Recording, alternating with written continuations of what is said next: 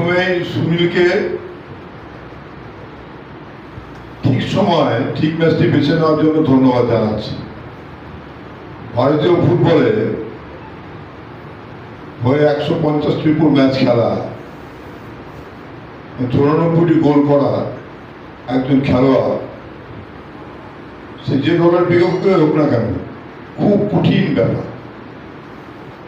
সেই কাজটা সুনীল খুব সহজেই করেছে। তার জন্য সুনীলকে ধন্যবাদ। সুনীলকে 6 তারিখে ম্যাচে পড়া ভারতীয় দলে দেখতে পাওয়া যাবে না। তারপরে নেক্সট কে, এটা নিয়ে আমাদেরকে ভাবতে হবে। সুনীল কত বড় প্লেয়ার ছিলেন, কি কি খেলা খেলেছেন, কোথায় গেছে আপনারা সব শুনেছেন। জীবনে সাকসেস পেতে গেলে সুনীলের মতো 3টে ডি আর একটা এর দরকার। ডিসিপ্লিন, ডেডিকেশন, ডিটারমিনেশন এবং অ্যাম্বিশন, এই 4টি সুনীলের মধ্যে ছিল। যার ফলে আজকে আমরা এখানে সবাই এসে সুনীলের জন্য প্রার্থনা করছি। ও পরবর্তী খেলার জীবনটা আর জন্য বেশি দিন না করেন উনি, এটা আমার দিক থেকে ওনার কাছে অনুরোধ। ভারতীয় ফুটবল দলের খেলা ছেড়েছেন, ক্লাব ফুটবলে খেলার জন্য বেশি দিন না খেলে, এটা আমার অনুরোধ ওনার কাছে। কেন ওনার উপর এক্সপেকটেশন, আমাদের সবার অনেক আশা, অনেক বিশ্বাস। সেই বিশ্বাস আশা যেন আঘাত না থাকে।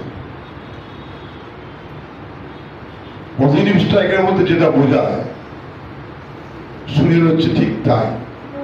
আমার পাশে আমার ভাতৃপতি দীপেন্দু বসে আছেন, ও পজিটিভ স্ট্রাইকার ছিল। তারপরে অসীম বিশ্বাস পজিটিভ স্ট্রাইকার ছিল। ধরুন আমরা সবাই খেতে ভালোবাসি, সবাই কোনো একটা খাবার দেখলেই আমাদের মনে হয় যে না একটু খাই, বেশি না খাই। কিন্তু সুনীল খাবারের সাথে এমন একটা স্যাক্রিফাইস করেছে সারা জীবন, আজকের দিনে ও কিন্তু সেইটা মেনটেন করে ওর এই জায়গাটায় থাকতে পেরেছে। 19 বছর ধরে ভারতের জার্সিতে ফুটবল খেলেছে, 150টার বেশি ম্যাচ খেলেছে। তাহলে তাকে নিয়ে আলোচনা করতেই হবে। এবং এটা আমরা গর্ব অনুভব করি যখন ফিফা একটা পোস্ট করে তাদের সোশ্যাল মিডিয়ায়, ফিফার পোস্টটা রোনাল্ডো দেখে, মেসিও দেখে এবং রোনাল্ডিনিও দেখে। হয়তো পৃথিবীর সব খেলোয়াড় যারা দুদিন আগে, গতকাল রাতে যারা উয়েফা চ্যাম্পিয়ন্স লিগ জিতেছে যে খেলোয়াড়রা, তারাও ফিফার পোস্টটা দেখে। এবং সেই পোস্টে রোনাল্ডো, মেসির সাথে আমাদের ভারতের একটা ছেলে থাকে। এটাই আমাদের কাছে গর্বের। আমি একজন ফুটবলার, আমি নিজেও গর্ব অনুভব করি ওই ছবিটা দেখি। কেন বারবার এটাই আমাদের কাছে সবচেয়ে, আজকে আলোচনা শুধু করছি না, সুনীলের সিদ্ধান্তটাও ঠিক যে সঠিক মাঠে ও রিটায়ারমেন্টও ঘোষণা করেছে। কারণ এই মাঠে আমরা নিজেরা দেখেছি অলিভার কান, জার্মানির সেরা গোলরক্ষক, সে তার রিটায়ারমেন্ট করেছে এবং 1,05,000-এর বেশি লোক সেদিন মাঠে উপস্থিত ছিল, আমিও ছিলাম দর্শকের সাথে।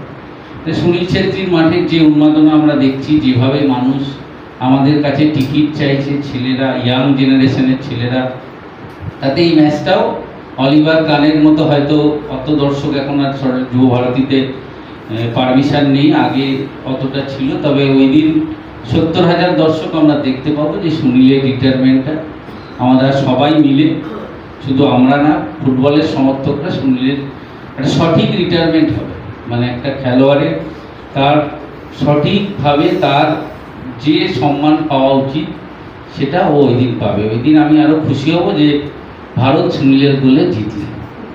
আমি সুনীলের একটা কথা বলি, যখন আমি দুবাই ক্যাম্পে গেছি, এটা সবাই একটু ছেলেটা দুলাল দেখা আমি বলছিলাম, তো আমি তো গ্রামের ছেলে একদম। তো আমাদের গ্রামে না পায়ে লেগে গেলে দেখবে, আমাদের তখন ডাক্তার ছিল না, পায়ে টানাটানি করে ঠিক করতো। হয়তো অনেকে জানে বা জানবে হয়তো, যে পায়ের উপর বলে না যে শিরের উপর কিছু হয়েছে, একটা টেনে ঠিক করতে হবে, তখন কি আসবে ওখান থেকে ডাক্তার? যেটা মনে হয় মেহতাব ছিল কিনা জানি না ক্যাম্পে, ও পরে গেছিল। তো আমার এবার ওর না ওটা খেলতে খেলতে বুটের ভিতর থেকে, যে বুট আমরা পরি খেলা, বুটের ভিতর থেকে না পায়ের ঠিক বুড়ো আঙুলটার এই জায়গায় একটা চোট লাগে। ওটা কি হয়, এই আঙুলটা ঠিক ফুলে যায়, অনেকটা ফুলে যায় অনেকক্ষণ। তো সুনীল প্র্যাকটিস করছে কিন্তু না ম্যাচ খেলতে পারছে না, বল শুটিং করতে পারছে না। তো আমি ওকে দেখছি, রোজ আমার পাশে থাকে, আমরা একসঙ্গে থাকি, আর দেখি ও পাটাকে ধরে বসে থাকে, ডাক্তারের কাছে যাচ্ছে, ফিজিওর কাছে যাচ্ছে, কিচ্ছু হচ্ছে না। আমি ওকে বললাম, ভাই আমি একটা কাজ করবো, আমার গ্রামে হয়। ও আমাকে বললো, ভাই কি করতে হবে তুই কর। আমি বললাম, তোর কি তো লাগবে একটু। দিয়ে বললো, অসুবিধা নেই, তুই কর, কি লাগবে। আবার বাথরুমে একটা ছোটো টাওয়াল থাকতো, ওই টাওয়ালটা আমি ইচ্ছা করে হাতে করে নিয়ে এসেছি, নিয়েছে ওকে টিভিটা চালিয়ে দিয়েছি। আমি জানি ও টিভি দেখতে দেখতে মনটা ঘুরে যাবে এদিকে। আর ওই চোটটা ঠিক করতে গেলে না তোমাকে পুরোপুরি মাইন্ডটা অন্যদিকে নিয়ে যেতে হবে, তবে ঠিক হবে, নাহলে কিন্তু হবে না। কেন, ও বুঝে যদি যায় আমি টানবো, ও সঙ্গে সঙ্গে শক্ত করে নেবে। তো আমি পাটাকে আস্তে আস্তে এরকম করে টানছি। এবার আমি আস্তে করে টাওয়ালটা নিয়েছি, হ্যাঁ, ওদিকে মুখটা ওদিকে আছে, সুনীলের মুখ ওদিকে। কিন্তু প্রায় এক মাস হয়ে গেছে, ওর পা ঠিক হচ্ছে না। আমরা টুর্নামেন্ট খেলতে যাবো, সুনীলকে দুলাদা কখনো জিজ্ঞেস হলে বলবে এটা ঠিক করেছে কিনা। যে সুনীলের ঠিক বুড়ো আঙুলটা আমি কখন টাওয়াল দিয়ে ধরেছি ও বুঝতে পারিনি, আর মেরেছি একটা হ্যাঁচকা, ফট করে একটা আওয়াজ হয়েছে, আর উঠে ও ছুটেছে ফিজিওর ঘরে। ফিজিওর ঘরে বলছে, তুই বাড়ি যা, আমরা নতুন ফিজিও পেয়ে গেছি, বাড়ি। মানে এসব অনেক গল্প আছে সুনীলের সঙ্গে। আর আগে এগুলো হতো,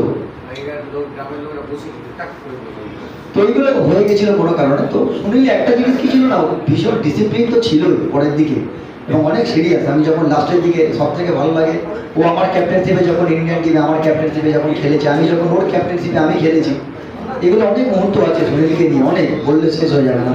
কারণ ও বুঝতে পারতো কখন গোল করতে হবে। ফুটবলে যেটা সব থেকে বুদ্ধির দরকার, সেটা কিন্তু সুনীলের ছিল, উপস্থিত বুদ্ধি। সেটা আমরা ISL এর অনেক ম্যাচে দেখেছি, সেটা আপনারা অনেকেই দেখেছেন, যে বল বসিয়ে কখন স্টার্ট করতে হবে, কখন করতে হবে না, এগুলো কিন্তু ও জানে।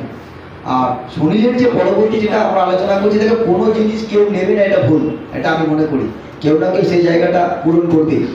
তো কোথাও আমার মনে হয় কোনো প্লেয়ারকে আমার দেখে মনে হয়েছে যে অনেক চেঞ্জ করতে হবে তাদেরকেও, তাদের প্র্যাকটিস, তাদের খাওয়া দাওয়া, নিউট্রিশনের উপর অনেক নজর দিতে হবে তাদেরকে। প্লেয়ার আছে, নেই বলবো না, আছে, কিন্তু সেই অর্থে যদি আমাকে বলেন এখন সেরকম আমার চোখে এখনো পড়েনি। কখনো মনে হয় যে রহিম আলীর কথা আমি বলবো, ছেলেটার মধ্যে কোয়ালিটি আছে, কিন্তু যেহেতু এখন সুনীল আছে না, আমার মনে হয় সুনীলের কাছ থেকে কিছু টিপসও নিয়ে নেওয়া উচিত, এটুকুই বলবো। কেউ কাউকে তৈরি করে না, তৈরি নিজে থেকে তৈরি। তো সুনীলকে কিন্তু কেউ তৈরি করেনি, সুনীল নিজেকে তৈরি করেছে। তাই জন্যে আজকে আমরা সুনীল বলছি।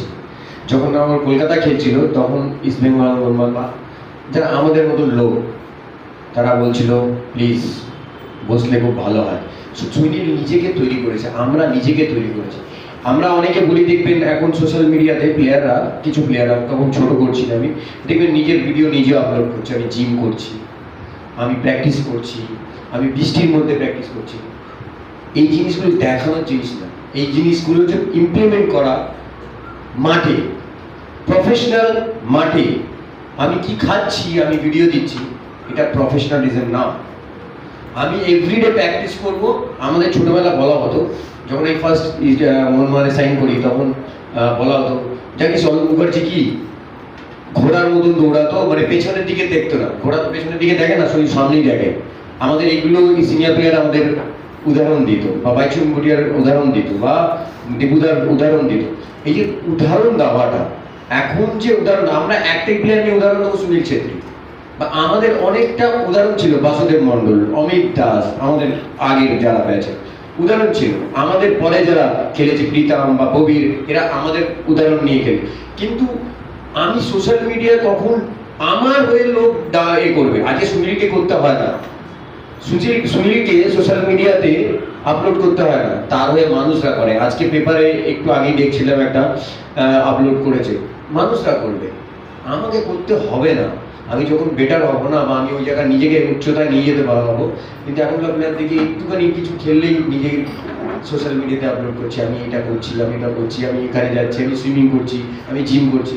দরকার নেই, নিজের বুঝতে হবে হার্ডওয়ার্কের বিকল্প কিছু নেই। আর হার্ডওয়ার্ক হচ্ছে রিটার্ন দেয়, যেটা সুনীল যার জন্য বসে আছি আমরা, সে দিয়েছে বলে আজকে সে রিটার্ন পাচ্ছে। তার জন্যই আমরা এত সবাই এসেছি।